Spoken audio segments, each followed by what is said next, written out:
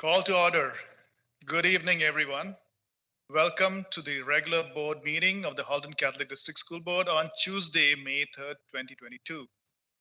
Please note that this meeting is being live streamed and will be posted on the board's YouTube channel.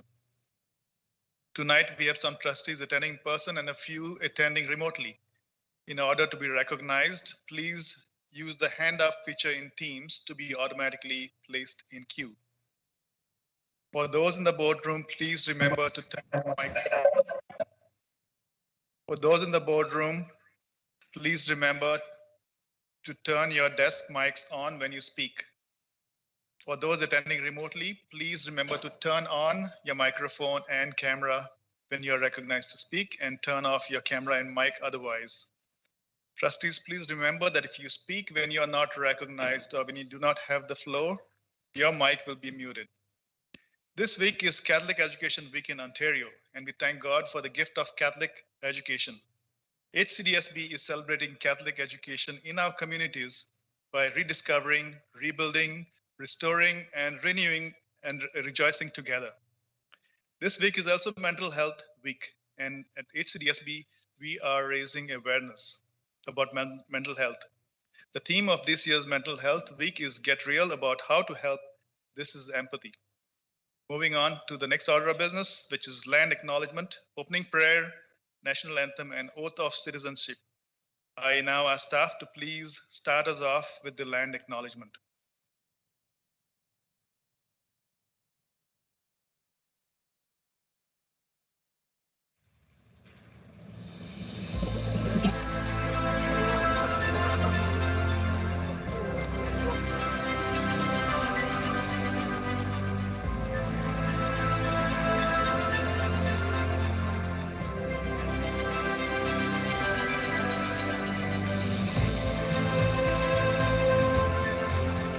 Halton, as we know it today, is rich in the history and modern traditions of many First Nations and the Métis.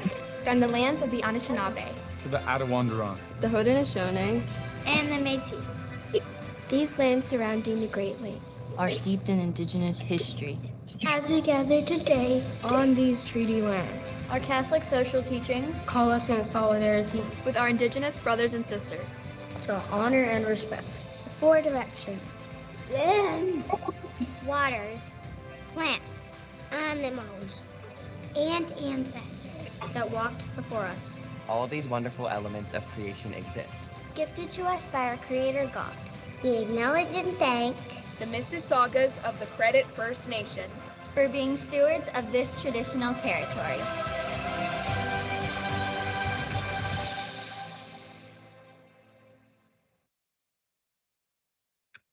Thank you. Trustee Tokiwa, could you please lead us in the opening prayer, the national anthem, and the oath of citizenship? Is my camera on? Okay, I don't know. Maybe it's not working. In the name of the Father, Son, Holy Spirit. Dear God, thank you for your amazing power and work in our lives. Thank you for your goodness and for your blessings over us. Thank you that you are able to bring hope through even the toughest of times, strengthening us for your purposes.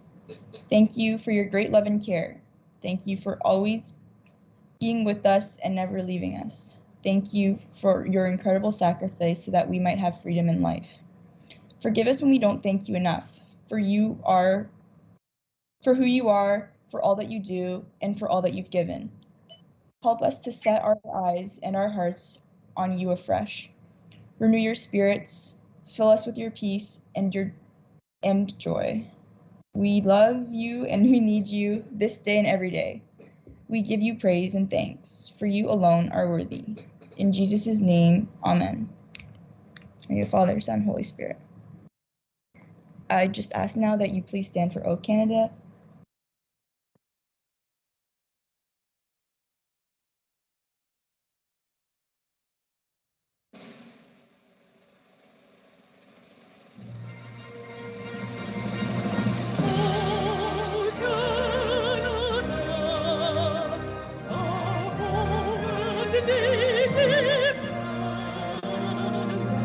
True.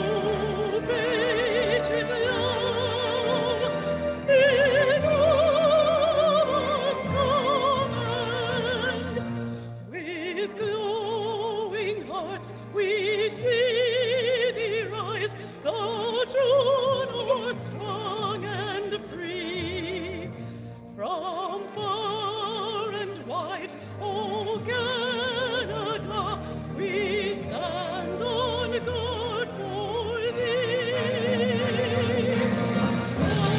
God give our land, glorious and free.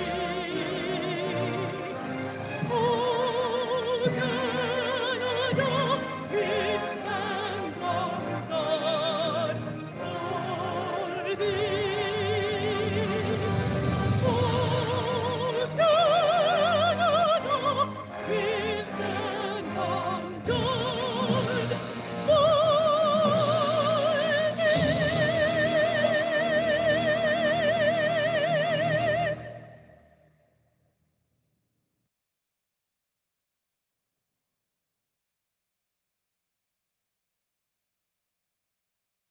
True allegiance to Her Majesty, Queen Elizabeth II, Queen of Canada, her heirs and successors, and that I will faithfully observe the laws of Canada and fulfill my duties as a Canadian citizen.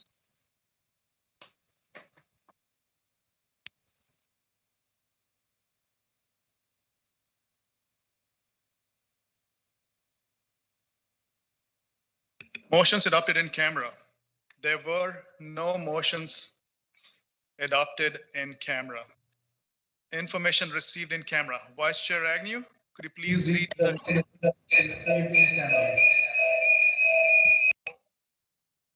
Vice Chair Agnew, could you please read the information received in camera? Thank you, and through you, Mr. Chair. The information received in camera, the following information was received in camera.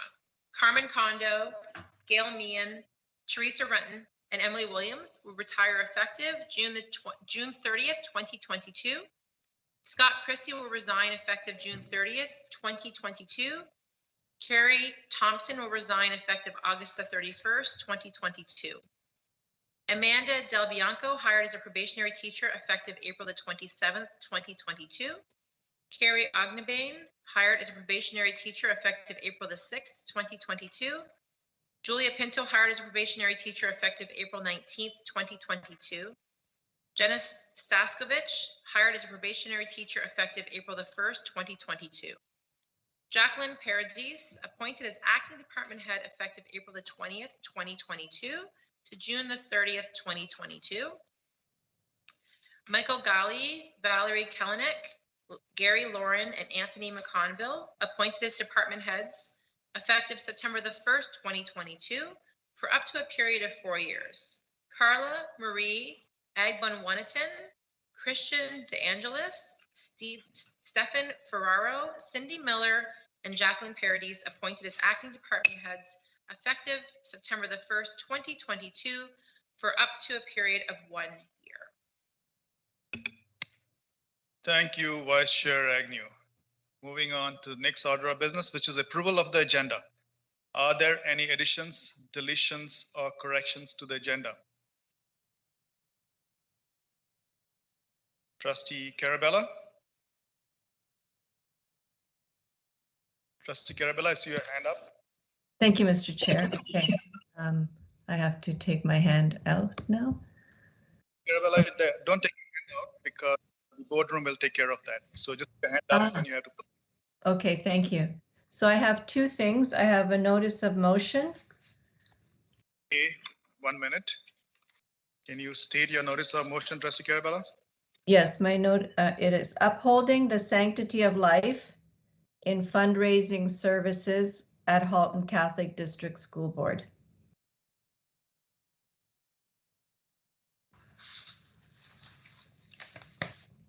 And 5 on the agenda, upholding the sanctity of life in fundraising services at Halton Catholic District School Board. Thank you. 1 second. Okay, thank you, Trustee Carabella. Your next item? And my next item is following bylaw 9.7. I'd like to ask for a discussion item to be put on the agenda.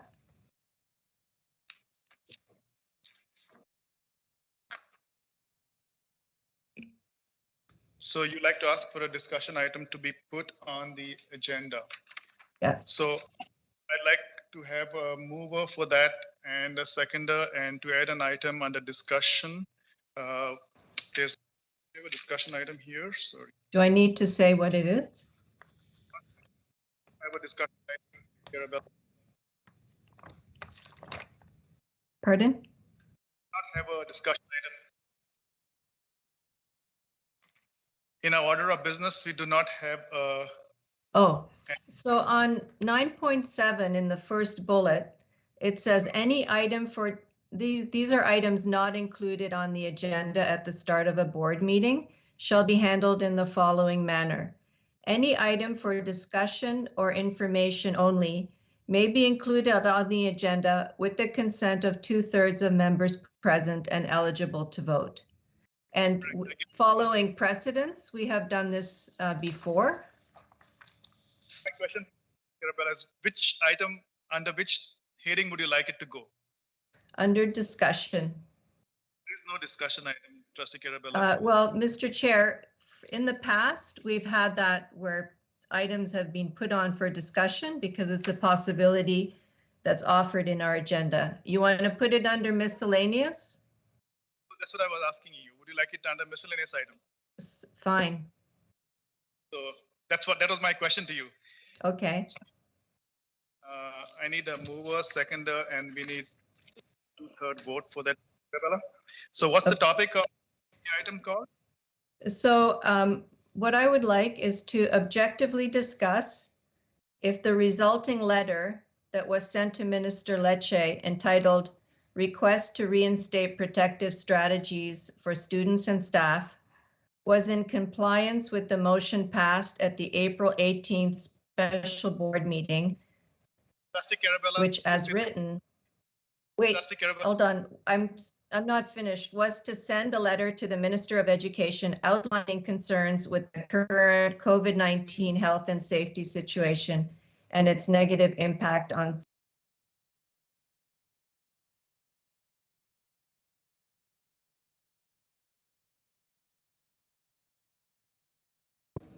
Point of privilege. You're both muted, Chair and Trustee Carabell. Thank you. I got muted. Oh, Mr. Chair, you're muted. I don't hear you.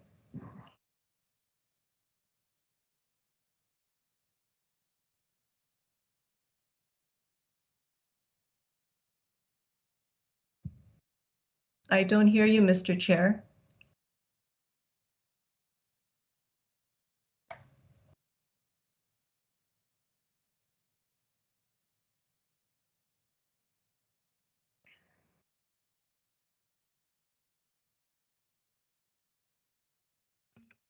Trustee Carabella, you hear me? Yes. So Trustee Carabella, what I was asking was only the title. The title and we'll vote. Okay, well, okay, so the title is resulting letter to Minister Lecce from the vote of. Thank you.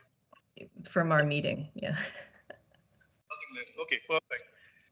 Trustee Carabella, we need a 2/3 vote. So before we move on to the approval of the agenda as amended, I'll take a vote on adding this item under item 10 point, under item 11. And Mr. Chair, may I have a point of clarification? So I said the title. I'm not sure now if I was muted in my previous paragraph to explain what it was for. Do I have a moment to have the title of your letter, and I think that's sufficient right now. We need to add it. Once we get to that item, then we will discuss in detail. So we'll proceed right now. Thank you, Trustee Carabella. So we need a 2/3 vote for this. Trustee Johan Chinoda, how do you vote?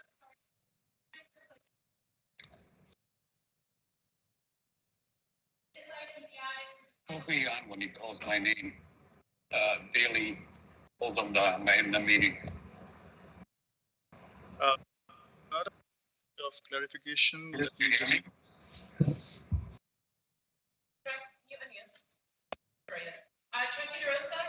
Thank you. So item 9.7, Trustee Onchanada says, items not included in the agenda at the start of the meeting shall be handled in the following manner. Any item for discussion or information only may be included on the agenda with the consent of 2/3 of the members present and eligible to vote. That's what you're done. Mhm.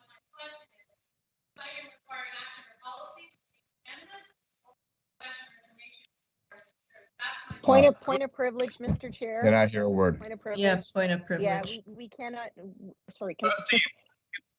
I cannot hear, we cannot hear Trustee O'Hearn Trinata, so I don't know if there's still a tech issue. Okay, Trustee Onchanada, can you change the mic, please?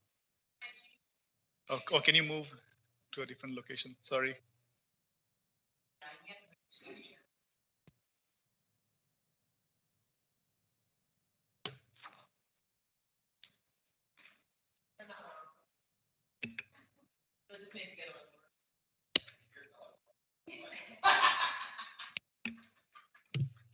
Thank you. Thank you. Can you hear me now? Yeah, you can hear me now. So my point of clarification was for bylaw 9.7. Is the item being added for information or discussion, or is the item being added for a policy or action item? Because it requires two different types of votes. That's my clarifying question. Thank you, Trustee Onchanada. So Trustee Carabella, is this item being added for an action or is it being added? For discussion, not an action, discussion. So your clarification is here. You need a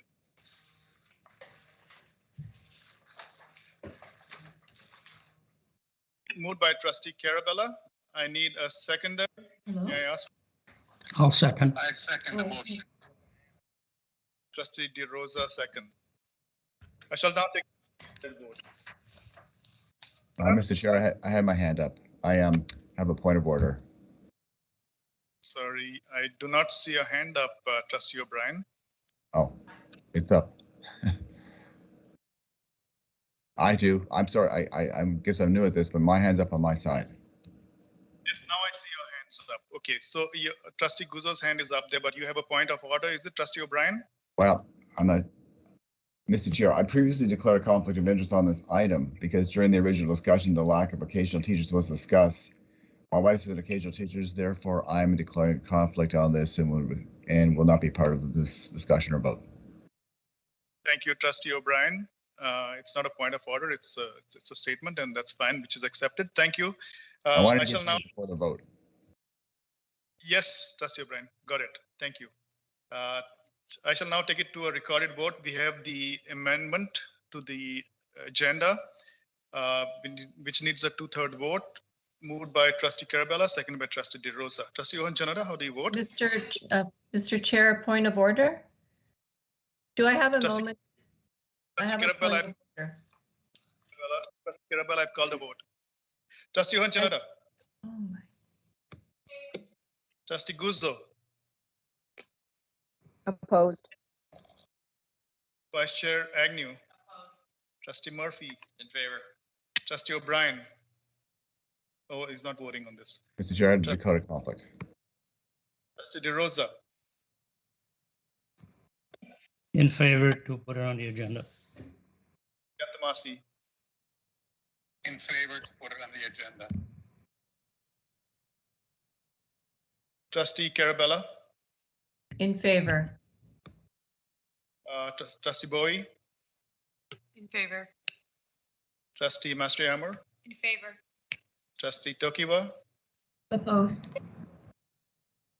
And Trustee Duarte is opposed.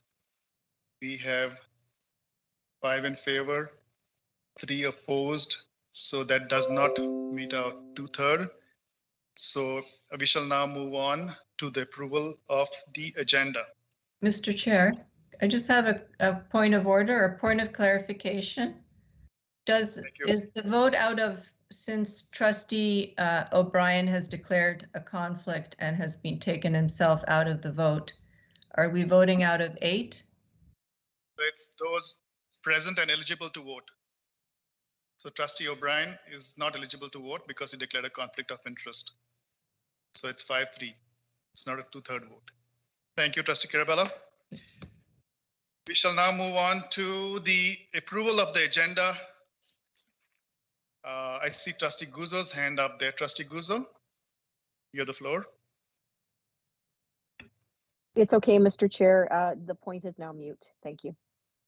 Thank you, Trustee Guzzo. Moving on to the approval of the agenda. So I shall now call the vote and take it to a recorded vote. Trustee Guzzo. In favor. Vice Chair Agnew. In favor. Trustee Murphy. In favor. Trustee O'Brien. Mr. Chair, I believe my conflict still applies here, so I'm still recusing myself in this vote. Trustee DeRosa. Opposed. Trustee Yantamasi. Opposed. Trustee Carabella. Opposed. Trustee Bowie. In favor. Trustee Masriammer. In favor. Trustee Tokiwa. In favor. Trustee Owen Chanada. In favor. And Trustee Duarte is in favor. We have 5 in favor, 3 opposed. The motion carries. The agenda is approved. Moving on to the next order of business, which is declarations of conflict of interest. I think Trustee O'Brien, you have declared a conflict of interest, correct? Correct. Yes. Thank you, Trustee O'Brien. Moving on to the next order of business, which is presentations. Director Daly, you have the floor.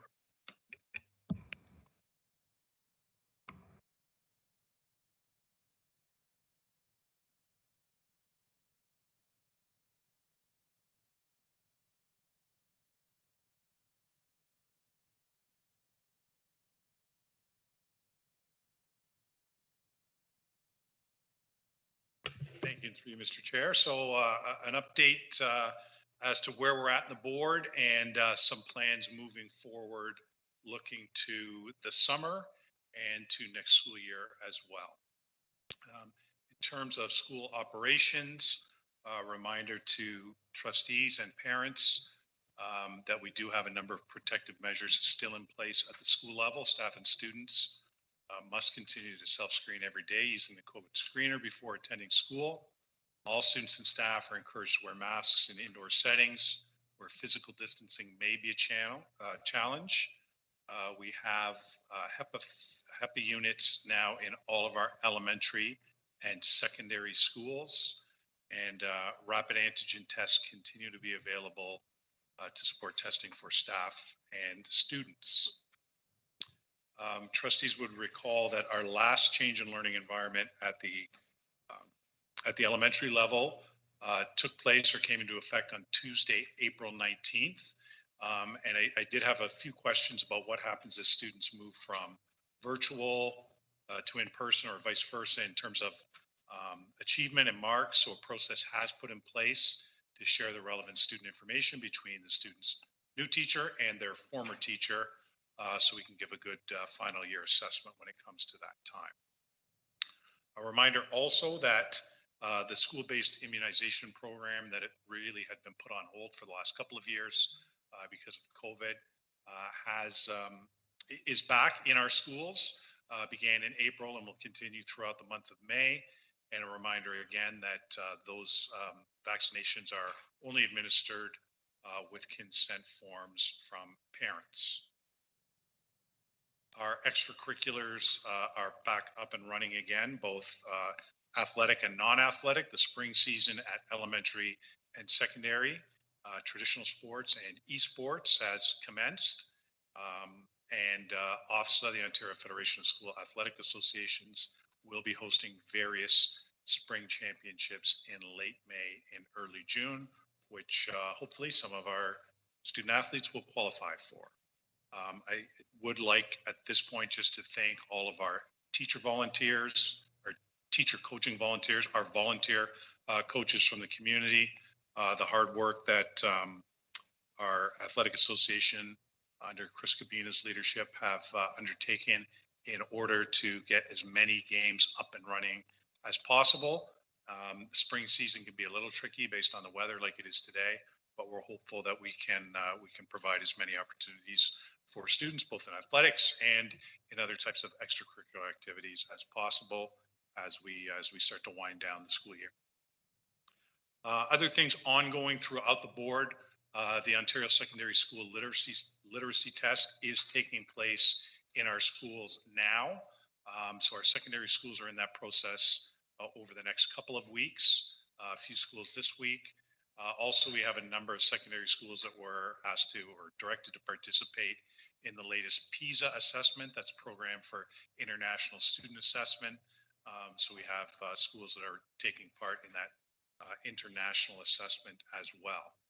Upcoming will be EQAO grade 3 and grade 6, or primary and junior assessments in reading, writing, and mathematics. It's a different process this year, as the vast majority of students will be writing in an online test format. So IT has been working really hard with the schools and with our curriculum services department to ensure that we're ready to go. And again, a thanks to principals and teachers that are participating in online and self-directed training sessions, many of them outside of the school day. So we appreciate their efforts to get EQAO at the elementary schools ready to go for our students. We do have a process in place as a result of some conversations we've had at the board table with regards to helping some of our senior students experience, or at least prep for, have the practice to get ready to write exams. So curriculum services will be hosting exam writing sessions in senior level subjects, in some of those kind of core areas in the maths and sciences. Teachers will conduct sessions on how to prepare for exams. Students will have an opportunity to complete some practice exams and then receive some feedback from those staff. So curriculum services is in the process of organizing that procedure right now. And just again, focusing a little bit on secondary as we get towards the end of the school year, our last couple of days, kind of working our way back from the end, June 29th, 2022 is a PA day at the secondary level. So students won't attend school on that day. June 28th will be mark return date. So teachers are able to meet with students to review final assessments and share their final marks. And June 27th, 2022 is the final assessment day. So that may be students who have missed an assessment due to illness, or, you know, in the event there was a school emergency and somehow we lost a day in the calendar, assessments would be completed on that day. That's typically more likely during the winter period to have that day built in, but just to have a bit of a buffer to make sure we can conclude our final assessments for the year before the beginning of July. Looking kind of post June, we'll be offering secondary school secondary credit courses in summer school again this year, July 4th to July 29th. The courses will be offered in a asynchronous virtual format. So we'll be offering credit-bearing courses, credit recovery courses. We do have reach ahead opportunities again for our students moving from grade 8 into grade 9, as well as upgrade courses. We'll have a number of supports in place for students with special education needs, including CERTs, EAs, and some of our other programming. We'll also have CYCs, SLPs, CDAs, all available to help the various other summer programming that we'll be offering. So special education will have their own summer learning program with a focus on literacy, numeracy, social and communication skills. We'll offer mental health supports for students again over the summer months, as we have the last couple of summers. And we'll also have funding available for literacy and numeracy summer programs like Camp Summerland and the grades 6 to 8 literacy and numeracy programs. Looking to September, there have been a couple of revisions to both the elementary and secondary school curriculum. So there's been an update to the science and technology curriculum for grades 1 to 8. Grade 9 science will be introducing the new D-streamed grade 9 science course. So SNC1W will replace SNC1P, applied level science, and SNC1D, the academic level science. We've just received that curriculum. And a couple of years ago, the citizenship part of the workplace part of careers and civics was updated. Civics, that half credit, has been updated this year. Civics, the civics career studies grade 10 course is a mandatory requirement for the Ontario Secondary School Diploma. And the civics and citizenship portion of it hasn't been updated in a number of years. The ministry's done actually quite a good job of updating those curriculum resources on their site, kind of divided into to staff, to parents, parent guides available, both of those sites available to the general public, but they've done a nice job of updating and keeping that current for the revisions to the curriculum. So it's a good, a bit of a one-stop shop for the newly revised curriculum. Again, something a little bit different next year. We'll continue to offer a secondary virtual learning option, not the hybrid option we've offered the last number of years, but a separate secondary virtual program. It will be limited in terms of what we'll be able to offer. A number of our specialized programs will not be able to be offered virtually, but we'll certainly offer the compulsory courses and other electives that students may need to complete their secondary school diploma. Parents are completing those expressions of interest right now. I think that closes this week, Thursday or Friday. We don't anticipate a large uptake on this, but we'll see what the response is from parents and students and then plan accordingly moving forward. And for that secondary virtual option, it will be under the regulations of PPM 164, so it'll be largely a synchronous or real-time instruction, 225 minutes of the 300 minutes of the instructional day. We touched on this a little bit at the last meeting, so I thought maybe I'd just go over it one more time, because I think questions have come to the school level, and I believe some trustees have fielded some questions about the new e-learning graduation requirement. So students who entered grade 9 last year, so our current grade 2 students, in order to attain their Ontario Secondary School Diploma, they need to earn a minimum of 2 e-learning credits. Unless, and there is an unless to this, there is an option to opt out of those, either one or both of these e-learning credits. So while they are mandatory, you can opt out of them. So I think that's an important distinction for parents to know. Students who are in grade 11 and 12, they don't have this requirement. Students who are currently in grade 10, so those students who started last year in grade 9, they're going to receive the equivalent of 1 e-learning credit in recognition for the amount of online learning that happened last year. So they still need to acquire another secondary e-learning credit unless they go through the opt-out process. And essentially the opt-out process is the student contacts the guidance department at the school and submit the opt-out form. A student will still graduate if they have opted out of the e-learning requirement. So as long as they have their 30 credits and they meet all the other requirements, certain number of math, sciences, English, etc., they will graduate. If you opt out, you can opt back in if you decide. So if a parent says right now, I don't see it for my child, and they're going to opt out, and then they decide maybe in grade 11 or 12, as we have more e-learning courses available, it might fit their schedule, it might be something that they want to take, they can opt in and take that. Catholic school boards across the province are working together in a newly formed organization called Catholic Virtual Ontario. So we'll be part of that consortium to help deliver e-learning courses to help support other school boards, and other school boards may support us. So students, once that option becomes fully developed, a student might end up taking an e-learning course that's delivered through another school board. We might take some students onto our roles to complete that e-learning credit as well. We've always had that option. We've had that option for the last number of years in the limited e-learning credits that we do have, but that certainly it looks to expand over the next several years, and that'll be an exciting development.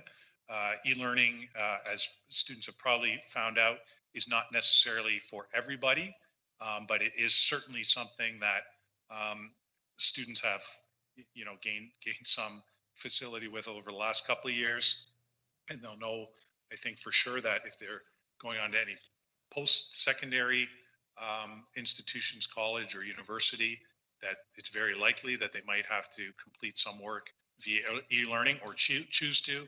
That would also be true of any training that they might do in the workplace or through some apprenticeships. I think online training or online learning is certainly only going to expand in the future. So for students to be comfortable in that environment, I think is a really important skill to have. So I think those are a couple of things that parents should keep in mind. And we are developing or have developed kind of an FAQ around e-learning and maybe what some of the advantages could be for students and maybe some of the cautions for students as well. So that's my update for tonight. We'll continue to update parents via email, on the board website, and our various social media channels as well. And I'm happy to answer any questions or other senior staff available to answer questions as well. Very good. Thank you, Director Daly. Lots going on in our schools. Trustees, do we have questions for Director Daly? Okay, on the speakers list, we have Trustee Mastriamer.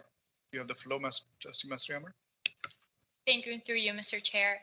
My question is regarding the e-learning courses. So while doing some research while applying to universities, I found out that some online courses are not counted as a regular day school course. So would that change with the new e-learning courses? Director Daly. Thank you, and through you, Mr. Chair. That's a really good question. I think the approach from the university or college level right now is because of the way that some remote courses are delivered, that they look at them in a different way, but certainly it's now part of the regular secondary school curriculum. So there's no reason why an e-learning credit that we deliver shouldn't be counted the same as an in-person credit. Obviously, we don't have a whole lot of, we don't have any control over how colleges and universities view those credits, but it's certainly a conversation that goes on between that level of education and the Ministry of Education overseeing schools. Thank you, Director Daly. Trustee Mastriamer, do you have a follow-up question?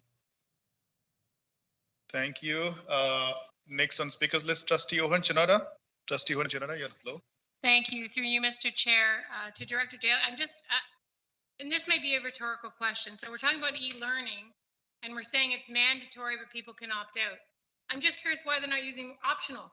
You know, the definition of mandatory is obligatory, and optional is you can opt out. I'm not quite, my brain's having a hard time putting the two together, and maybe nobody can explain that to me, but mandatory, but you can opt out. I don't understand. Director Daly? Yeah, that's the language of the ministry. And it certainly has caused a little bit of confusion with parents because they see mandatory as mandatory, and we can say there's an opt-out, but when they see mandatory, they think, boy, my son or daughter better get this credit because it's going to cost them if they don't.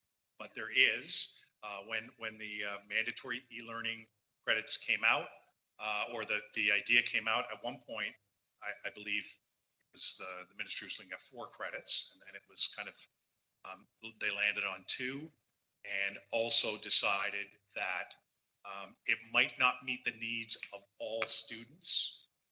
Therefore, there should be an option for those students who would not be. Trustee Owen Chinada, do you have a follow-up? No, that's good. Thank you. Thank you. Trustee Murphy, you're up next. You have the floor. Thank you, Mr. Chair. I don't know if we have an answer to this, but maybe it's something that could be investigated and brought back. A few years ago, there was talk of a pilot program having cameras on board our buses, And I know during COVID, there was quite a bit of upheaval and that program was probably temporary paused. But I'm wondering if we have any feedback on where we are with that program, especially with our most vulnerable students. Is that something that I don't know if staff would have that answer, but maybe it's something you can bring back to the next meeting? I'll pass this to Director Daly. Sure, I can maybe start a little bit tonight. Trustee Murphy and Superintendent Lofts might be able to help out as well. So trustees would, as Trustee Murphy's noted, we did have a pilot project in place with a limited number of schools, both in our board and with the public board. But COVID did kind of put the brakes on that. Originally, I mean, when we first started to talk about it, was probably 3 years ago, or might have even been our first year that this current board was in place. There was a number of privacy requirements that we had to go through that the IPC had lots of questions around the data and who's going to have access to it and those sorts of things. So once we kind of cleared that hurdle, we were ready to start the pilot, and then it was paused. So I do believe it's looking to start up again in September, but maybe I'd ask Superintendent Lofts if he could add anything to that, and if not tonight, we can certainly bring it back. Superintendent Lofts, are you there? Yes, I am. Thank you. And Director Daly is correct, Mr. Chair. It was put on pause because of COVID. It's a pilot project that we started up again. I believe it was in November, December, but unfortunately, due to some of the busing challenges we as a board has had, and the province has had for that matter, we had to put it on pause. We were looking at starting it up.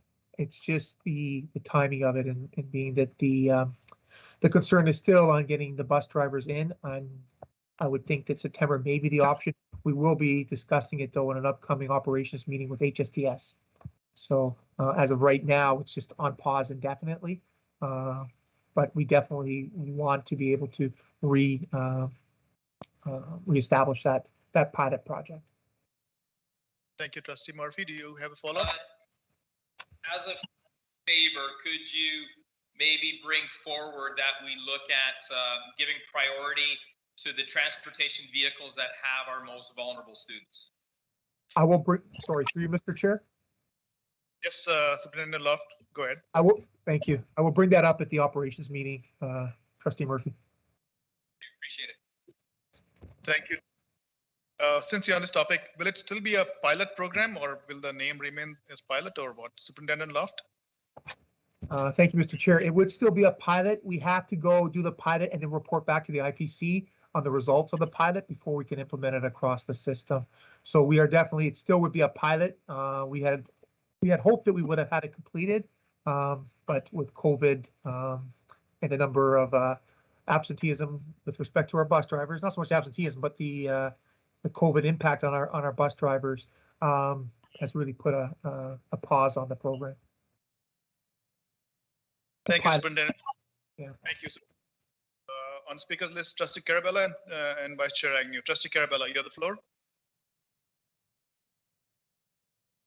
I had two questions. One regarding the exam practice that's going on. Is how will the students be brought into it? Is it being offered on a volunteer basis after school, or is it going to be within the school day or within classes? Thank you, Trustee Carabella. I'll pass this on to Superintendent Kroll. Superintendent Kroll. Sure. Good evening, and through you, Mr. Chair. It will be done sort of off hours, so not during class time. It will be optional, but we'll certainly make sure to work to get the message out to any students that are interested. We do have a number of staff that have already expressed interest in being part of this, which we're excited about. So we would like to get this up and running within the next 2 to 3 weeks. Thank you, Superintendent Kroll. Trustee Carabella, do you have a follow-up or clarification? Well, I would be wondering, what would your goal be in terms of students attending that and participating in that? Sure. The format that we're thinking of would be, it would be a couple of sessions. So it would be a session with, so let's take senior science as an example. So if students were interested in kind of learning how to prepare for a senior science exam, they'd attend a session with a science teacher who would give them tips on how to prepare for science exams.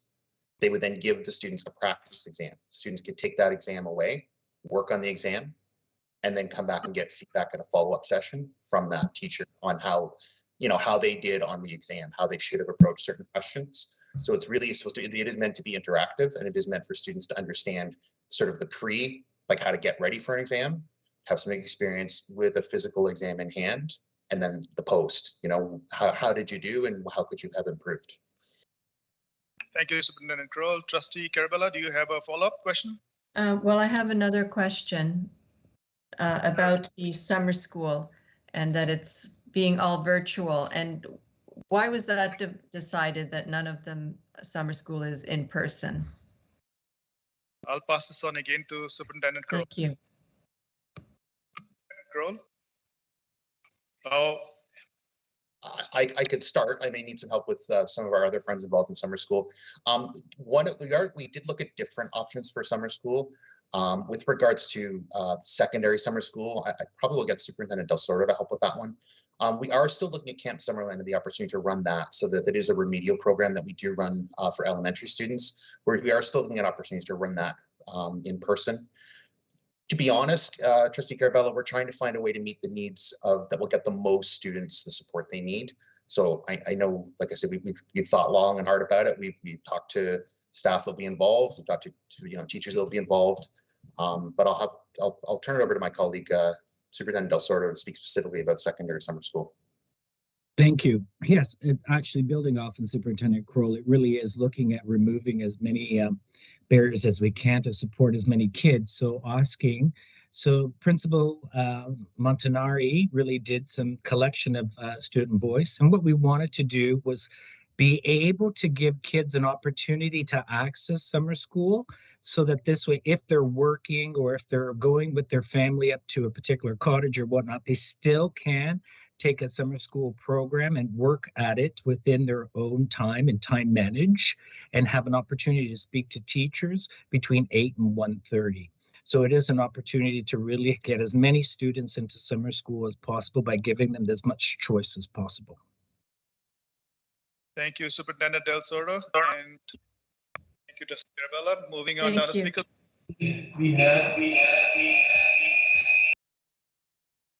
Moving down the speakers list, we have Vice Chair Agnew. Vice Chair Agnew, you have the floor. Thank you, through you, Mr. Chair. I just have a question with respect to the virtual high school next year. So just a little bit more clarification. So students will be asked to commit for the full year. Is that correct? Director Daly? That's correct. Okay, so there's no opportunity for them to change and go second semester or vice versa into in-person learning. Director Daly? We're hopeful that people will have a good experience in first semester and want to continue with second semester. I think we all recognize that individual students have their own unique needs, and we would address those in the best way we can to support kids, for sure. Vice Chair Agnew, you had a follow-up? Go ahead. I just said follow-up. Thank you. And with respect to staffing, Director Daly, it will be a virtual staff. Like, it's going to be run similar to how we ran our elementary virtual school this year. Is that correct? Director Daly? Thank you, and through Mr. Chair. That's certainly our intent, but it's a little bit more complicated at secondary because we might have 10 students say I'm interested in grade 9 science, and 100 students interested in grade, it's a little bit more complicated in terms of how we would staff it. So it's possible that a teacher might teach a number of different courses, although that happens in day school as well, but it will be a separate entity. Yes. No hybrid. Thank you, Director Daly and Vice Chair Agnew. Moving down the speakers list, we have Trustee O'Brien. Trustee O'Brien, you have the floor. Thank you, through you, Mr. Chair, to Director Daly. Getting back to the opt-out option, Director Daly, do parents have to give some kind of explanation at all? Director Daly? Opt-out. Thank you, and through Mr. Chair. Superintendent Del Sordo is the expert on all things opt-out, so I'm going to ask him about process. Okay. Yes. Thank you, Director Daly. Trustee O'Brien, no, they do not have to give a reason. They have to sign a form to say they opt out, and then that form goes in the student's OSR. Thank you, Trustee O'Brien. Do you have a follow-up question? I do. Through you, Mr. Chair, to Director Daly or Superintendent Soto, what are the consequences for opting out? That's Superintendent Del Soto questions. Superintendent Del Soto. Yes, thank you. And through you, Mr. Chair, there are no consequences for opting out. Thank you. Thank you, Trustee O'Brien. Director Daly wants to add a few comments. Director Daly. Yeah, thank you.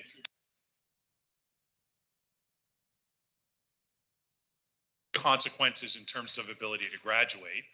The consequence might be that a student misses out on an opportunity that might be beneficial for them. So what we're hoping is that students and parents, when they think about opting out of any sort of program, that they think about the program, what it can offer, and whether or not it makes sense for their kids, as opposed to just kind of an automatic. This is something I don't want. So like any time we go through the option sheet process, we encourage students, and I know they do, and parents as well, to think really seriously about the courses that they're taking, and to try and make the best decisions with parents knowing their kids better than anyone, and teachers being able to kind of support that as well. Thank you, Director Daly. Seeing no other hands up. Thank you, Director Daly, for your presentation. We shall now move on to the next order of business, which is delegations. There was one delegation which was declined for tonight's meeting, and trustees have been notified that as per policy I-06 delegation to the board, the delegation has been declined as the correspondence in question has already been sent out and shared with the ministry and cannot be undone. This is also in keeping with past practices that once a decision has been made and implemented, delegations are not accepted in order to move the business of the board forward. I see Trustee Carabella's hand up. Trustee Carabella, you have the floor. Thank you, Mr. Chair. Thank you for explaining the full reason. I just wanted to say that, stakeholders are affected by our motions, and whether they are for or against, they should have a voice. So I'm sorry that they were declined. Thank you, Trustee Carabella. Seeing no other hands up, we shall move on to the next order of business, and that's approval of the minutes. The minutes of the April 18th, 2022 special board meeting is in your package. Are there any errors, additions, or deletions to the minutes? Seeing none, may I have a motion to approve the minutes of the April 18th special board meeting? Moved by Vice Chair Agnew. Looking for a seconder, please. Trustee Murphy seconds. I'll take this to a recorded vote. Trustee Murphy? In favor. Trustee O'Brien? In favor. Rosa? Abstain. Trustee Yantamasi?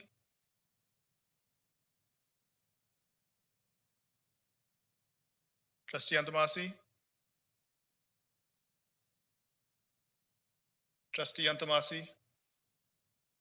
Trustee Carabella? Against? Trustee Yantamasi, did you say against? Yes. Trustee Carabella? I'm opposed. Trustee Bowie?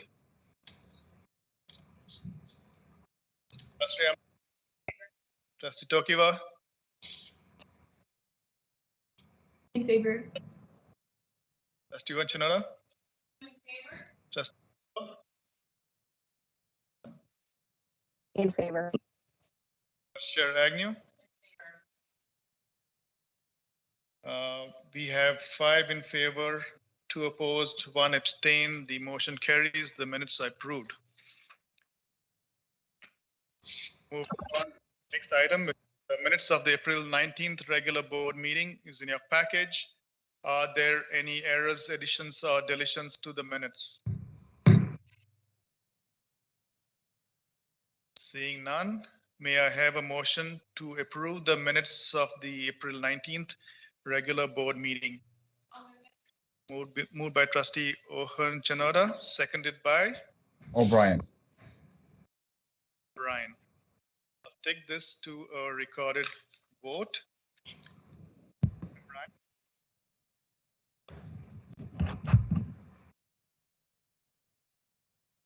Trustee O'Brien. In favor. Trustee DeRosa. Abstain. Tomasi. Against. Trustee Carabella. Opposed. Trustee Bowie. In favor. Trustee Mastrihammer. In favor. Trustee Tokiwa. In favor. Trustee Owen Chanoda. I'm in favor. Trustee Guzzo. In favor, Mr. Chair. Sorry, did you say in favor? In favor, okay. Vice Chair Agnew.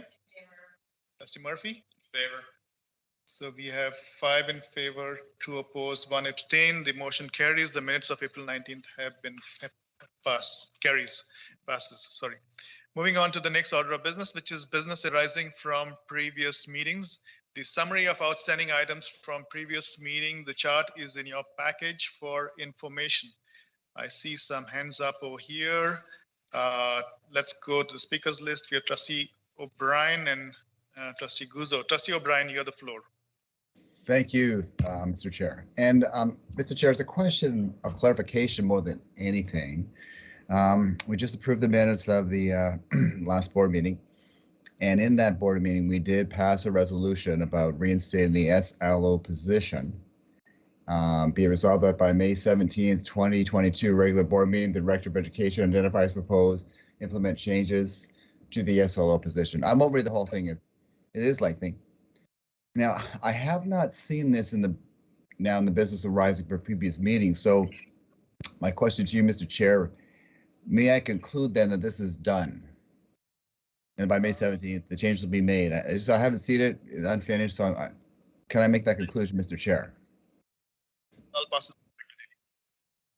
No, it is not completed. No, it's not complete, Trustee O'Brien. Okay, but it will be by the 17th.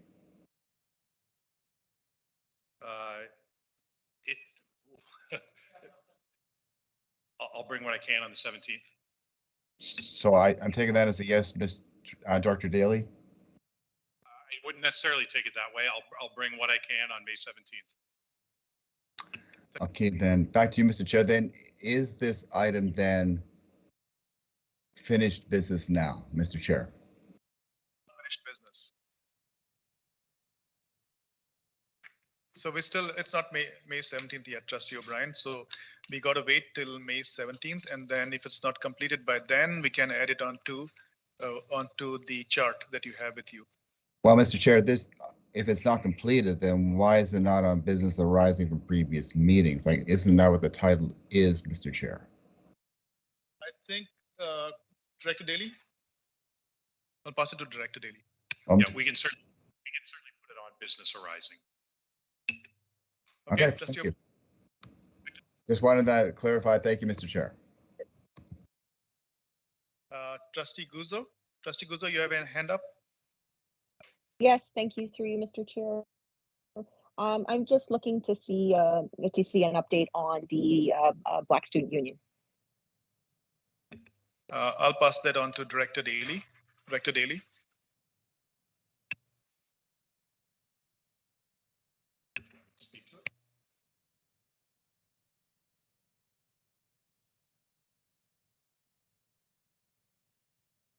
We can't hear anything. Last time we had talked about this, I had indicated that we had a secondary principals meeting coming up shortly after the board meeting. So currently we have 2 Black student unions operating in 2 of our secondary schools. Family school superintendents are working with school principals in order to seek out, I guess, to work with students at the individual school level to let them know that this is something that that can be organized and that they would support it either through staff in terms of adult supervision or facilitation, through staff or community groups. So family school superintendents are working with the secondary schools and the student leadership groups in their schools to see if there's a desire for Black student unions at more of our secondary schools. Thank you, Director Daly. Do we have any other questions on the summary of outstanding items? Seeing none, we shall move on to the next order of business, which is action items, and there are no action items for tonight, which is good. The next order of business is staff reports. There are no staff reports as well. And moving on to the next order of business, which is information items. Student trustee updates. Student trustees, please present your report.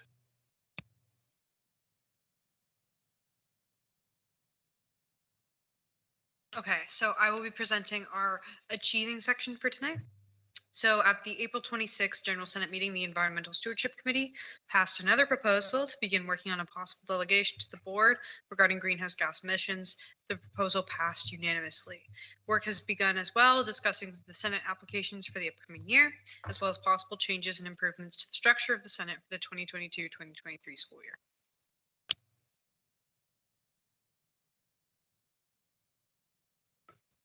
As we approach Ontario Catholic Education Week, our senators will be involved with 2 different initiatives. The first one is on May 4th, which is Ontario Catholic Youth Day. A partnership with OSA ACO and OCSTA is bringing an event for students all over Ontario to talk about what Catholic education means to them and the importance of Catholic education. We will be having speakers, a mass, and time for discussions. On May 5th, Journeying with Jesus will occur. This is another great way for high school students to get involved with elementary schools, building those connections even stronger. Senators have volunteered to go to different elementary schools to help facilitate a smooth Journeying with Jesus experience for our elementary students. At the April 26th General Senate meeting, the Student Senate received a presentation from student trustees regarding information received at the OCSTA AGM. Some discussions revolved around more opportunities for students to meet board-wide affinity groups such as board-wide Black student groups. As well, Senate discussed establishing further advocacy for liaison positions for the upcoming year.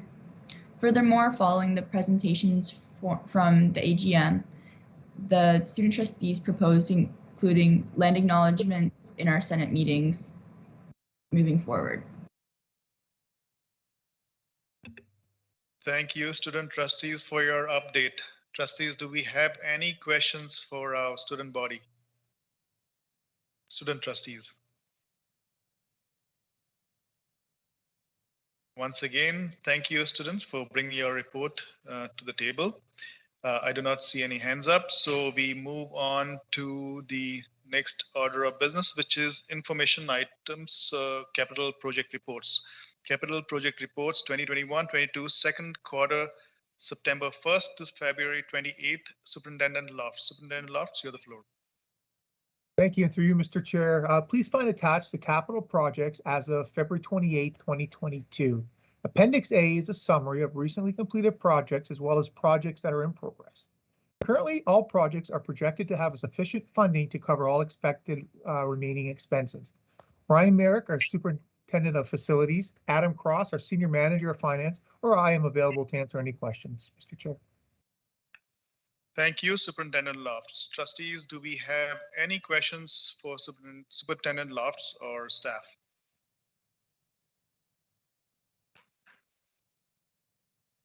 Seeing none. Oh, I see. Trustee O'Brien. Trustee O'Brien, you have your hand up. Go ahead. You have the floor. Thank you, through you, Mr. Chair. And I did communicate a little bit through you, Mr. Chair, to Superintendent Merrick. We did communicate a little bit about this. The Milton number 3, St. Kateri Tegawitha, excuse my pronunciation. We did. Mr. Superintendent, can we talk about the funding now with that? Superintendent Lofts or Superintendent Merrick? Yeah, the embargo for the project was lifted on Friday, April 29th. So it's in the public forum now. Okay, and I know the draft comes out Friday. They approved it later the day. So now that number of 49 million is now up to 53. Just for clarification. Superintendent Merrick? Yeah, through you, Mr. Chair. This report is up until February 28th. So as of February 28th, when this report is up until, this would have been the right number. But in the next report, you will see that updated number based on what the board approved at our last meeting. Thank you, Superintendent Merrick. Right. On the speakers list, we have Trustee DeRosa. Trustee DeRosa, you have the floor. Through you, Mr. Chair. Superintendent Loft, very simple question. Can you, are we fully funded for the projects that are listed? And what is that total funding that's been provided? Superintendent Lofts? Through you, Mr. Chair. Are we fully funded? The answer to that, fully funded, yes. Fully funded by capital priorities or such? The answer is no. As we are aware, we have brought back the budgets to be approved at board for any kind of gap that we have between what the funding was provided and how much of board funding we've had to add to the projects. Can I have a follow-up? Yes, you can have a follow-up, please. Go ahead. So what is the amount that has been required from the board in order to make up that difference? Superintendent Lofts? I'm not sure if I don't have that number handy. It really wasn't part of this report, but I'm not sure if Superintendent Merrick has it, and if not, we can bring it back to board. Superintendent Merrick, do you have those numbers? Through you, Mr. Chair, it varies for each project, and it would have been the numbers that were brought to the board that the board approved when the project budget was approved. Superintendent Merrick, could you provide that to trustees, that information by email later? Mr. Chair? Okay. Superintendent Lofts, go ahead. Sorry, Mr. Chair. Trustee DeRosa, if we look further down, and maybe this might be what you're asking, I think we actually have it in the report. I just want to make sure that this is just to clarify. So if let's just look, for example, on the, what school is this for? For Bishop Redding, for example. If you look on Bishop Redding, I think it's page 49 of the report. Rosie, I don't know if you can move to that. I'm a little, yeah, okay, great. I can see it on the screen now, yeah. Yeah, okay. If you look in the bottom left corner, we'll have the funding sources. We have board approved budget. So we have capital priorities. I think this is what you're looking for now that that I thought about it after we stopped talking. So we have capital priorities, about 18 million, childcare capital, which is, again is coming from the ministry, about 2 million, and then school renewal funding source about 6.5 million. Is that what you're looking for? And then every project. I'll take another look at this report. It might be, in fact, that's what it is. I can let you know if I need additional information, Superintendent Loft. Okay. Okay, sounds good. Thanks. Speakers list, Trustee Murphy, you have the floor. Thank you. Through you, Mr. Chair, to so either Superintendent Lofts. We look at Appendix A4 for safety.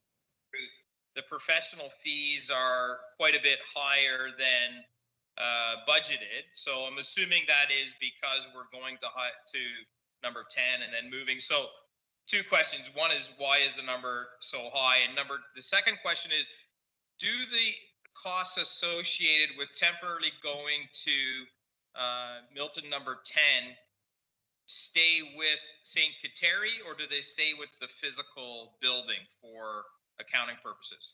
Does that make sense? Superintendent Merrick? Yeah, I could talk to the professional fees piece first. First on that, there was, if trustees remember, we did advance the design of this project well in advance of the funding. So there was an additional $1 million that was it $1 million or $1.5 million that we advanced to do the design work ahead of the ahead of approving the budget for the project. So that's where, I mean, the board approved budget was $800,000, but there's also an extra $1.5 million of of expenses that we had on the design prior to approving that budget. So that's where the additional funds come in there. And then as far as the moving costs for kind of the various temporary accommodations that we had for the Cinque Terre community, that will be absorbed in our temporary accommodations grant. So there's a separate line of funding for that. We talked about it last night at the budget meeting, and that's the one that's capped at the $40 million provincially. So there is some challenges there with there's a certain amount of funding, and based on our board's needs for it and the needs of all the boards in the province, a lot of that funding is prorated because there's a $40 million cap across the province. But that's where any of those moving expenses would be in the temporary accommodations grant. So it would not be on the actual capital project for the school. Just if I could just, Mr. Chair, add just one point to that as well, if that's okay. Mr. Chair? Yes. Thank you. Superintendent Merrick is exactly correct on the temporary accommodation. The one area that we may purchase something that's in right now in Pearson or could be in Milton 10 would be some first time equipping items. So if we have like TVs or kind of transferable assets, we would eventually capitalize those items with the project once it's completed. But relative to the size of the project, it would be a small number. The major cost is the temporary accommodation, like Superintendent Merrick has informed trustees. Superintendent Love. Trustee Murphy, do you have a follow-up? Not a question, just a comment. I think congratulations are in order to Superintendent Merrick's team to manage these complex projects during COVID, global pandemic, when there's shortages of material and labor. To come in as close as we are to budget is exceptional. I think your team deserves a round of applause for that. Virtual applause. We're not allowed to clap in the boardroom. Thank you. Thank you, Trustee Murphy. And yes, there's a virtual applause here too. So we do not have any speakers on the speaker list as of now. So thank you, Superintendent Lofts and Superintendent Merrick. We shall now move on to the next item. Item 10.3, long-term capital plan draft report. Superintendent Lofts again. Superintendent Lofts and Superintendent Merrick. Thank you, through you, Mr. Chair. Maybe I'll start if that's okay, and through you.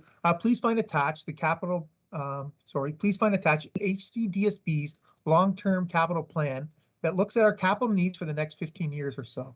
I would like to acknowledge Dylan Ganaskera, our planning officer, as well as Branko Vidovic, our senior manager of planning services, for the extensive work required to put this report together. It's quite impressive. I'd now like to pass it over actually to Branko, Mr. Chair, who's going to kind of walk us through briefly the report.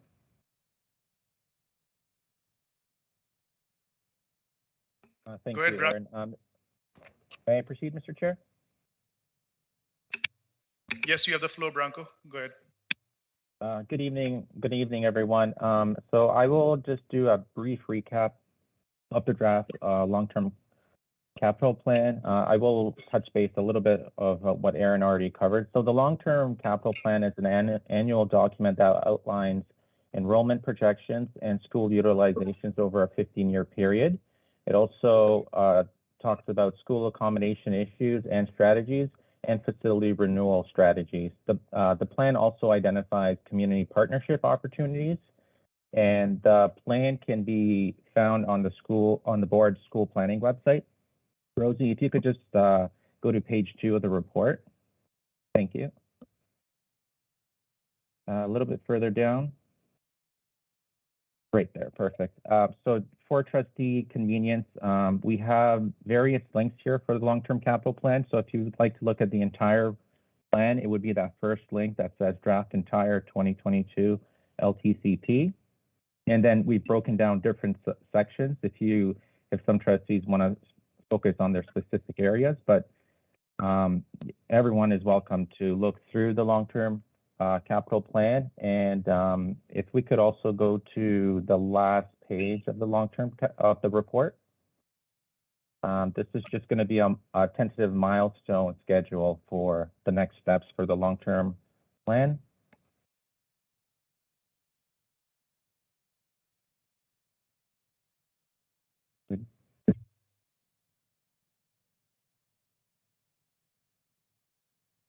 Right there. Perfect. Thank you, Rosie. So May 3rd, which is where we are right now, is the draft report of the long-term capital plan. So there will be another opportunity for trustees to see this. The next step is the long-term capital plan public survey launch, where we seek public feedback. On May 12th, we will do the virtual public meeting for our community partners to explore community partnership opportunities. May 13th, the long-term capital plan survey closes to the public. And on June 7th, the plan is to have the final long-term capital plan with public feedback back to board for information purposes. That is a basic summary of the draft long-term capital plan. Planning and facility staff are available this evening should trustees have any questions regarding the draft long-term capital plan. Thank you very much. Thank you, Branko. We have a speakers list here. We have Trustee Ohonchanada and Trustee O'Brien. Trustee Ohonchanada, you have the floor. Thank you, and through you, Mr. Chair, to Superintendent Merrick. I think I know the answer to this question, but I'm going to ask it anyways for those listening or watching or listening tomorrow. We put a request into the ministry for funding to rebuild Holy Cross in Halton Hills, specifically Georgetown. Have we received any information that it's been denied yet at all? Branko? Oh, Superintendent Merrick. Sorry, Superintendent Merrick, go ahead. Through you, Mr. Chair, we have not heard anything back yet on the Holy Cross rebuild project proposal. Thank you, Superintendent Merrick. May I have a follow-up? Yes, Trustee Ohonchanada, you have a follow-up. So I look into the LTCP recommendations for, obviously Halton Hills. So I'm wondering, Branko or Superintendent Merrick, have you heard anything? I haven't heard much on Vision Georgetown because there's a few, review areas that are in here with short-term recommendations and also long-term recommendations. Do you have any update on Vision Georgetown that you could share? Superintendent Merrick. This is probably the best question for Branko here, so go ahead, Branko. Sure.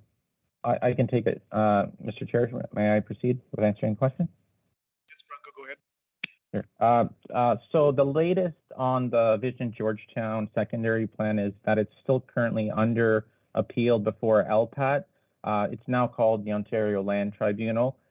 So that process is still ongoing. It could be a fairly short resolution or it could be fairly long, but we do have to factor in some sort of projections in terms of what we're seeing for that area, but there is no real concise answer right now because it's still outstanding. I believe there are several appeals and challenges with that secondary plan that are still being discussed between the town and the parties that are part of that appeal.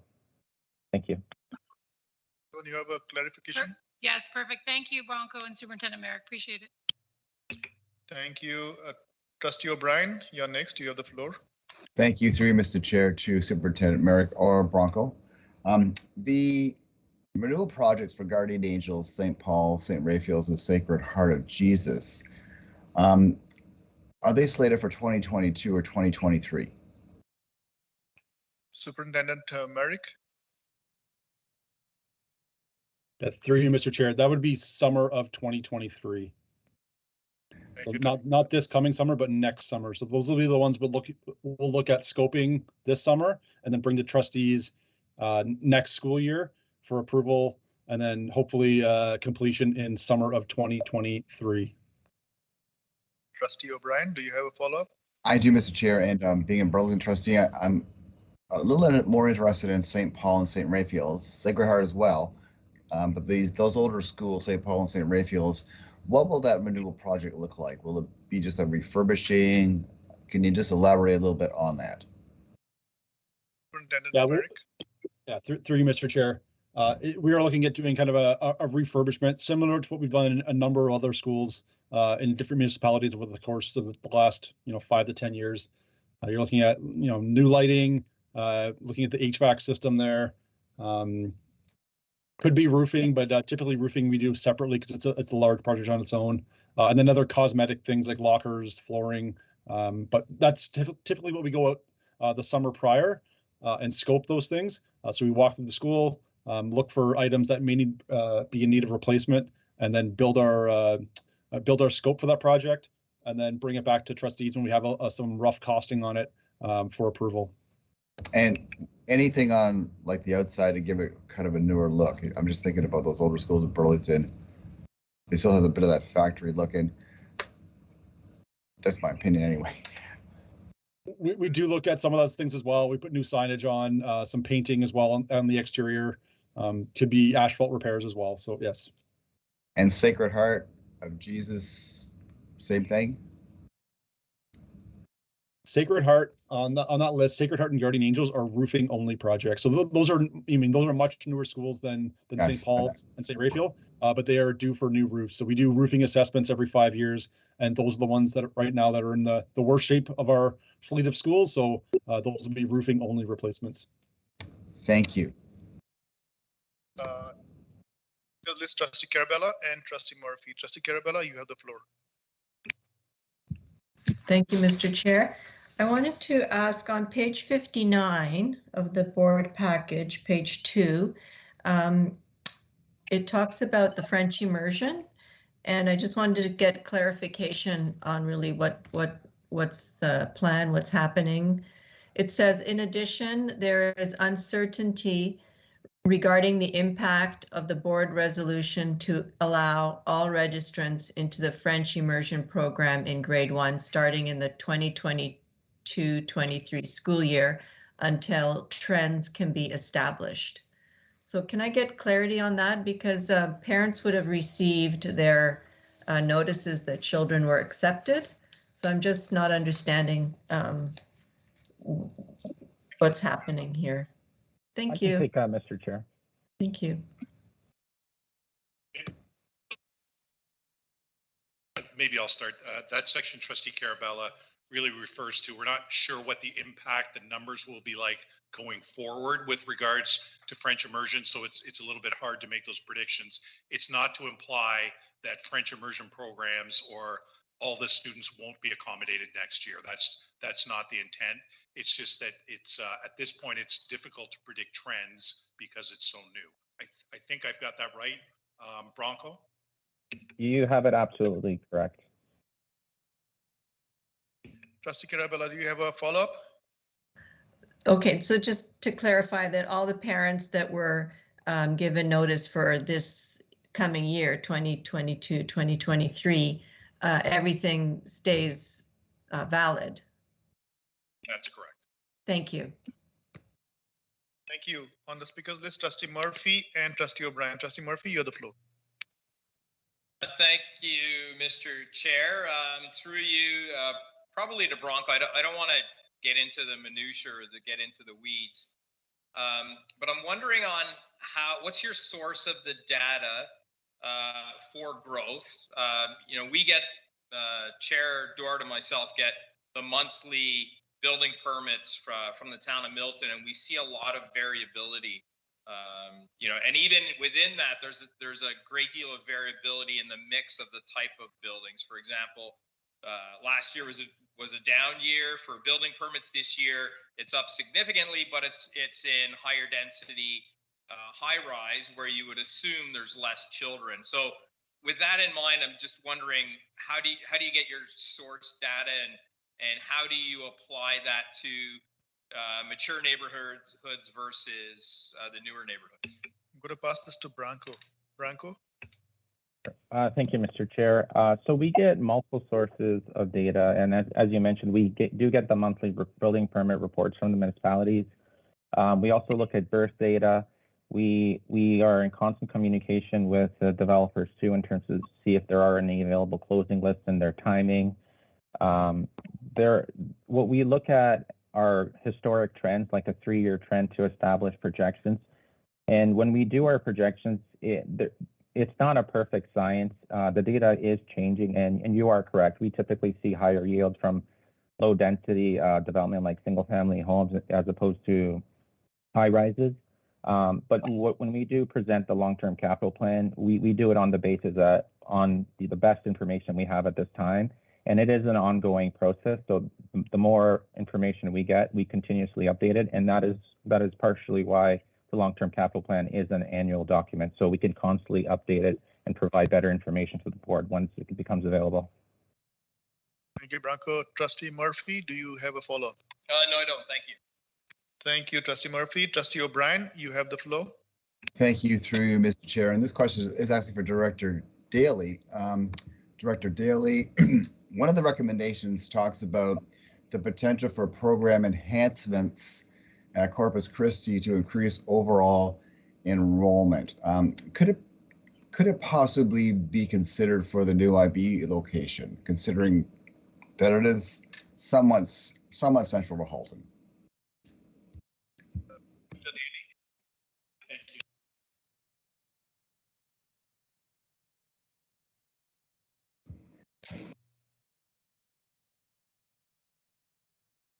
Point of privilege, Mr. Chair.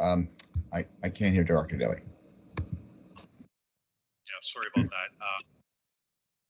Thanks for the question, Trustee O'Brien. Yeah, I think Corpus could be a good potential site for a number of programs. With regards to IB, I think we'll let the feasibility study probably determine what might be the best location.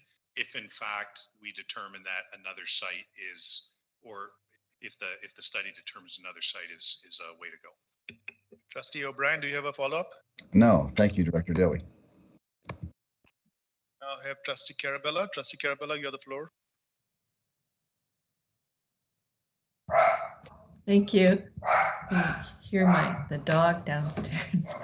I'm wondering about our potential partnerships.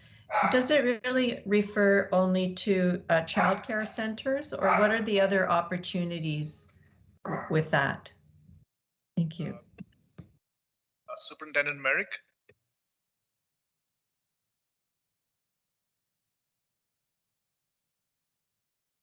Thank you, Mr. Chair, and through you. I would say childcare facilities and childcare operators are probably our most predominant community partnership that we have, but not our only one for sure. We are starting this summer actually adding in some community space in one of our schools in Northeast Burlington for a community center there in one of our schools. So there are other opportunities with other municipalities. It could be private partners as well, but those would be explored on an as needed basis. As interest comes to us, we would explore those opportunities. But we do present to the community every year, showing the space that we have available across all of our schools and all of our municipalities, and kind of offer those spaces up for potential partnerships and listen to what the community has in terms of needs for spaces in those schools. Trustee Carabella, you have a follow-up? Well, I'm very intrigued that you mentioned the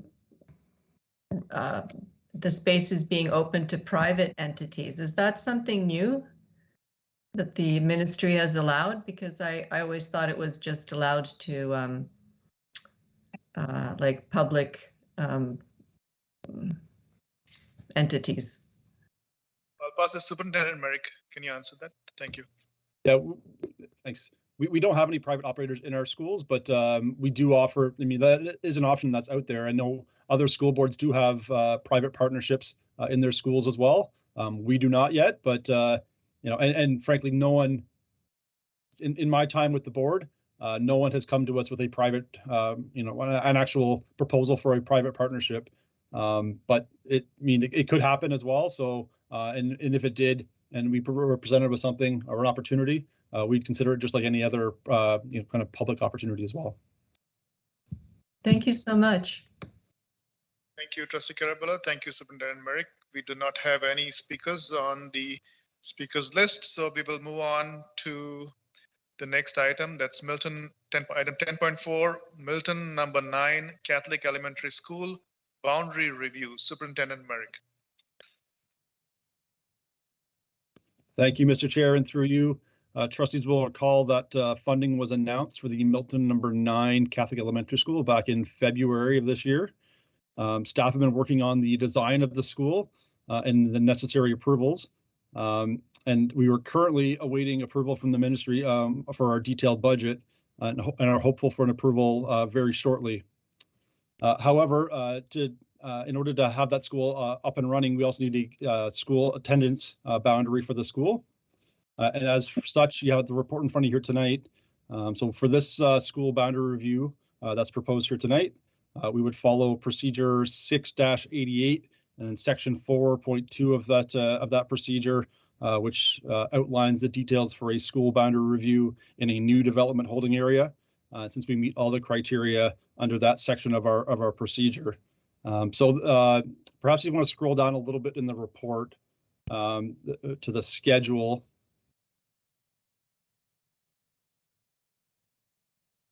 So we've proposed a tentative schedule for the completion of this boundary review. So it would commence this spring and then wrap up next fall.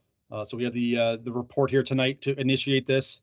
It's an information report because it's only it's a minor boundary review in a new holding area, which doesn't go for board approval. But here tonight to initiate that boundary review, we would inform the school and create our parent committee throughout the balance of May, and then set up our first meeting in early June.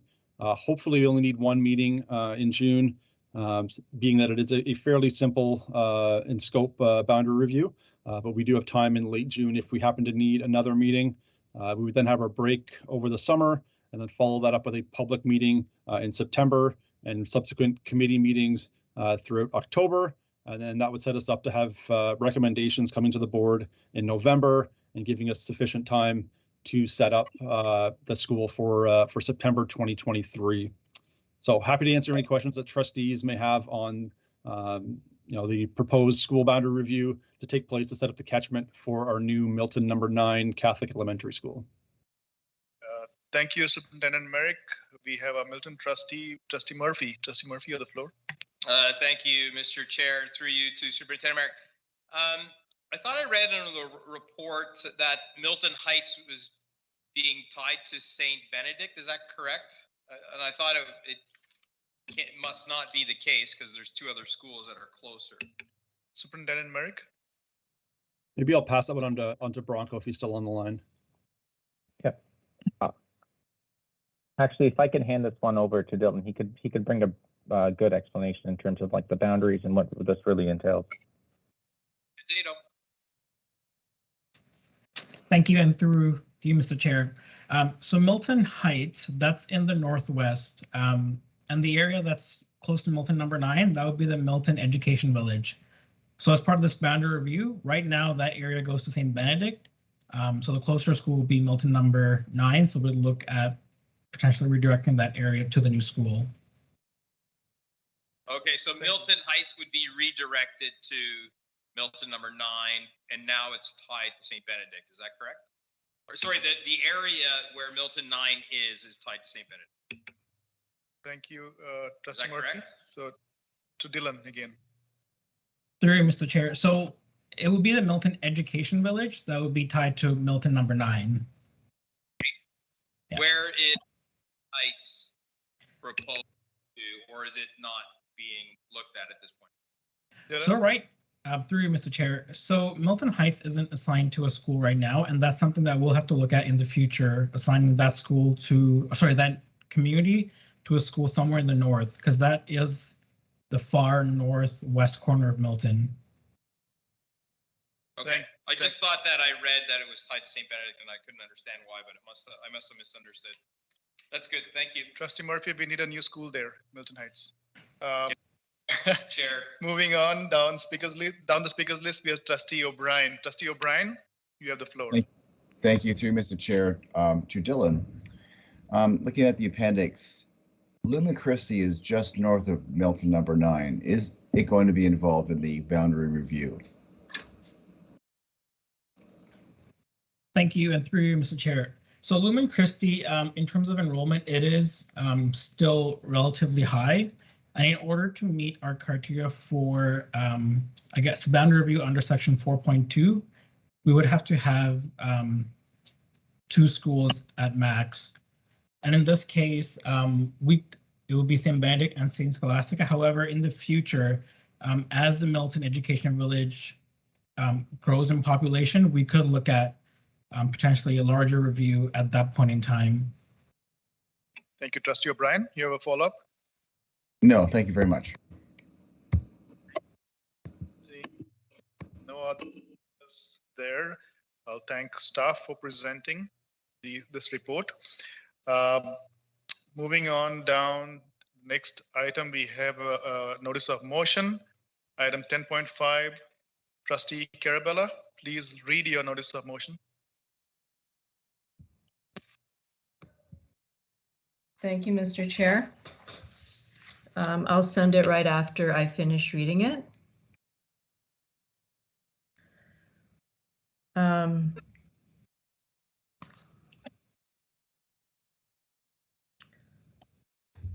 Okay, actually, can I just, okay.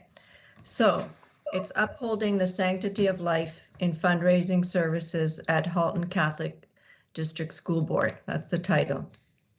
At the June 7th regular meeting of the board, I will move the following motion. Whereas in Halton, on average, 5 babies are killed through abortion each day.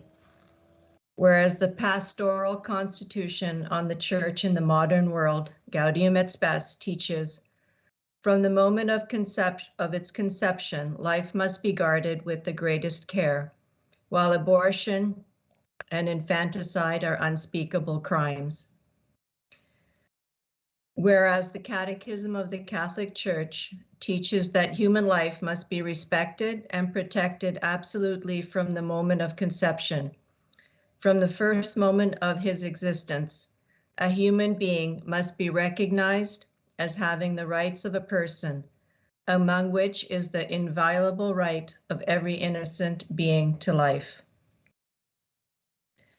Whereas since the first century of the Church has affirmed, whereas since the first century, the Church has affirmed the moral evil of every procured abortion, and that formal cooperation in an abortion constitutes a grave offense. Whereas Saint Mother Teresa said, abortion has become the greatest destroyer of peace because it destroys 2 lives, the life of the child and the conscience of the mother, and that it is a poverty to decide that a child must die so that you may live as you wish. Whereas the Church teaching on abortion has not changed and remains unchangeable, therefore the actions of Halton Catholic District School Board should reflect this. Be it resolved that the Halton Catholic District School Board, because it is a Catholic institution,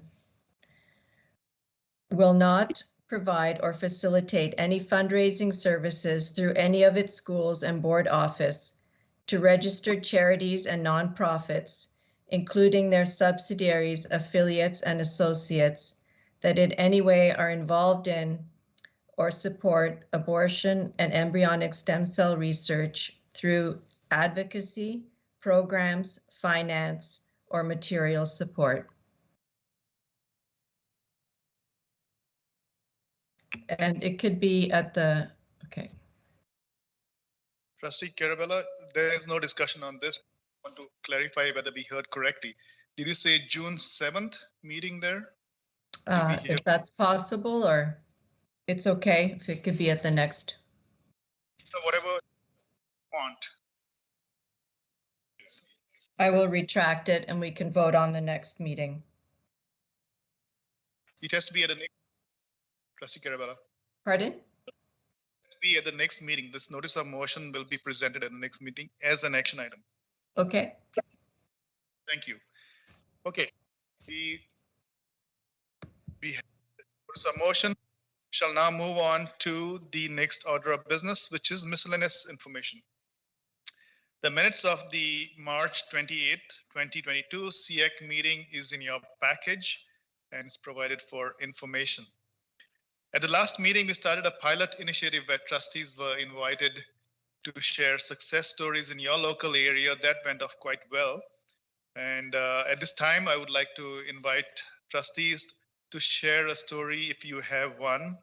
Let's try to keep it to a max of 1 minute. I know if you have a great story, we can go a little bit more, but let's stick to 1 minute. Trustee O'Brien, you have the floor. Thank you, through you, Mr. Chair. This success story is from a parent. It reads like this, and it's from them.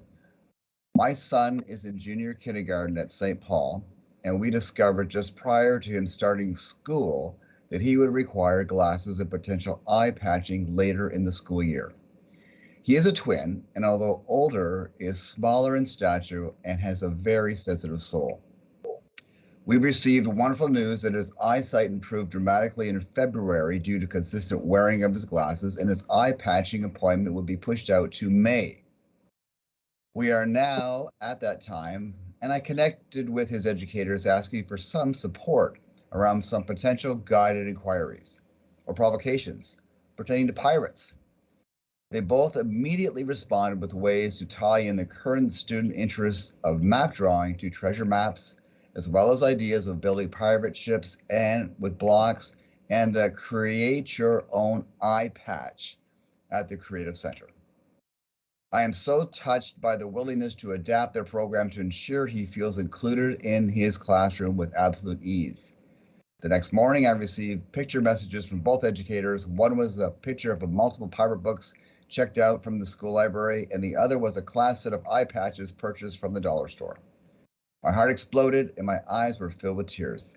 They truly went above and beyond for my son, and I know when he receives his eye patch on Wednesday, he will walk into school Thursday morning with the same excitement to go to school he is each day. They have taken the extra step to ensure he feels like he belongs, and they are true models of inclusivity, love, and care. We are beyond blessed with the educators we have working with our children at St. Paul's. This is just one of the many times this dynamic duo has touched our hearts over the last 3 years teaching our 3 children. My husband and I are utterly grateful for their devotion and support. Thank you, Mr. Chair. Nice to hear some such good stories. Trustee Murphy, let's hear your story. I was having those problems. Thank you.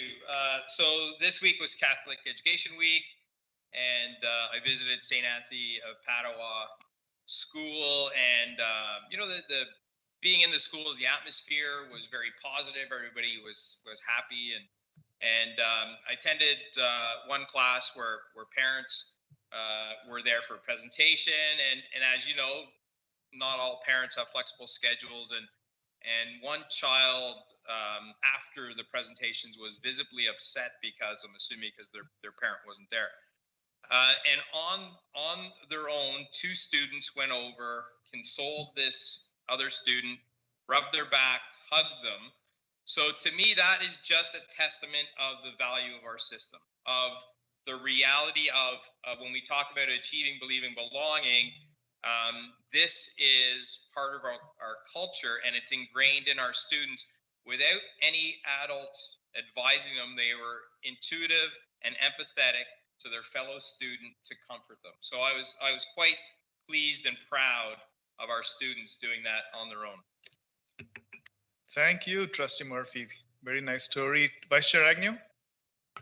Thank you very much. So I too had the privilege today of attending St. Patrick's School as part of Catholic Education Week, and I was able to visit Mrs. Crawford and Mrs. Borg's kindergarten class.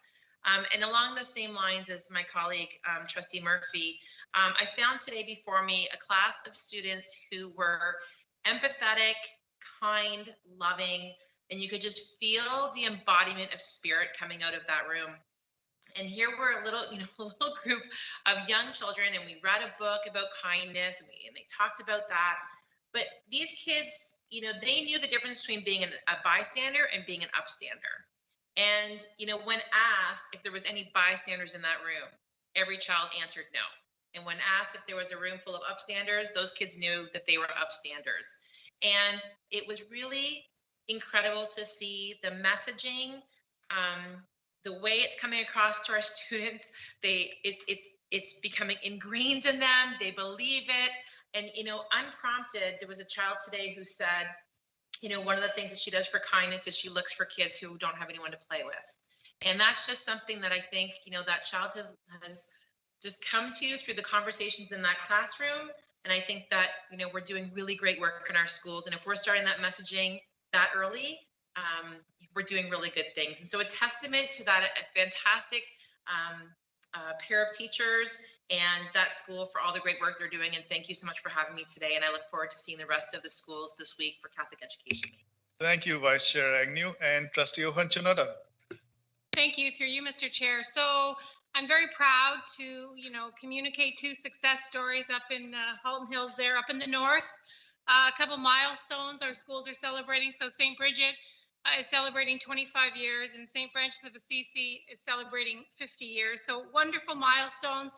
Just think of the amount of students that have been molded and gone off to lead fairly wonderful lives. So there's a mass for St. Bridget Wednesday, tomorrow at 6:30 p.m. in Halton Hills, Holy Cross. So I invite everyone in this room and listening and at home to please come join us and celebrate Mass.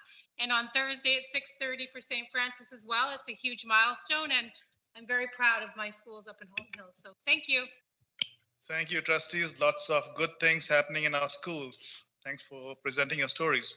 Moving on to the next order of business, which is correspondence. The ministry memos are in your package as well as correspondence letters in your package.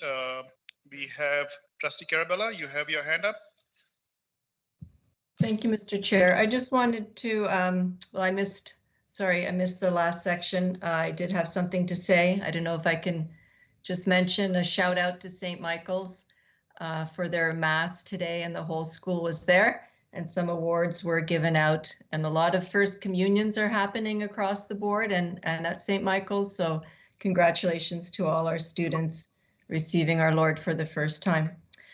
And then now we're on the correspondence section, and I did want to ask about the letters that are there. They have questions whether they will be addressed to these people. Trustee Carabella, I will pass that to Director Daly. Director Daly, your mic, please. Yeah, thank you. And through Mr. Chair, I'll certainly respond to correspondence if it's if the correspondence is to me. Correspondence is not the same as question period. We haven't received no questions for question period. Thank you, Director Daly. Moving on to the next order of business, which is open question period. Director Daly, do we have any questions for open question period? Seeing none, we do not have to go in camera. Moving on to the next order of business, which is resolution regarding absentees. We do not have any trustees who are absent, so we will skip that part. And then moving on to the final order of business, which is adjournment and closing prayer. Trustee O'Brien, may. Thank you, Mr. Chair. And if you'll all please join me in the sign of our faith, in the name of the Father, and the Son, of the Holy Spirit, amen. This is called a guidance prayer. Awesome God, as we leave this place, we put our trust in you because we know that you will never shame us. We hope continually in you and praise you more and more. May we tell of your righteousness as we leave this place and even when we come back. Be our guide in everything that we do and lead us to the rock that is higher than us. Help us to abide in your word and let it guide us in all that we do. We shall continue to look up to you because we know that you are our shepherd and we shall not lack anything. In Jesus' name, we believe and pray. And if you just join me, since this is May, the month of Our Lady, in saying the Hail Mary. Hail Mary, full of grace, the Lord is with thee. Blessed art thou amongst women, and blessed is the fruit of thy womb, Jesus. Holy Mary, Mother of God, pray for us sinners, now and at the hour of our death. Amen. In the name of the Father, and of the Son, and of the Holy Spirit. Amen. Thank you. May I have a motion to adjourn? Moved by Trustee Ohonchanada. Looking for a seconder, please. Trustee Murphy, all in favor? Anybody opposed? Favor. None. Motion carries. The meeting is adjourned. Thank you, Trustee O'Brien, for your prayer. And good night, everybody, and thank you. Good night, everyone.